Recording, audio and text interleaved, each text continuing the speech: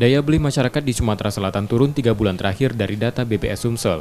Hal itu terlihat dari inflasi yang rendah pada periode Juni 2020, sebesar 0,20%, turun lebih setengahnya dibanding periode yang sama tahun lalu sebesar 0,55%.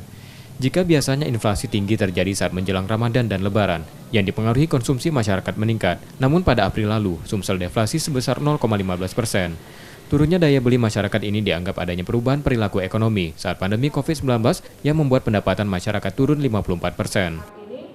Dari survei dampak COVID terhadap perilaku sosial dan ekonomi Indonesia nasional, Sumatera Selatan nggak begitu jauh juga, bahwa memang pendapatan masyarakat ini sekitar 54% terjadi penurunan. Nah, sementara pengeluaran mereka sekitar 56% itu mengalami kenaikan. Ya, kenaikan. Tentu ini akan mengganggu dari sekali lagi daya beli masyarakat. Kenaikan harga daging ayam menjadi penyumbang inflasi terbesar Sumsel pada Juni 2020. Sementara deflasi terjadi untuk kelompok perumahan, air, listrik, dan bahan bakar rumah tangga. Reski Oktora, Moklas Diferensial, Trivida, Kompas TV, Palembang.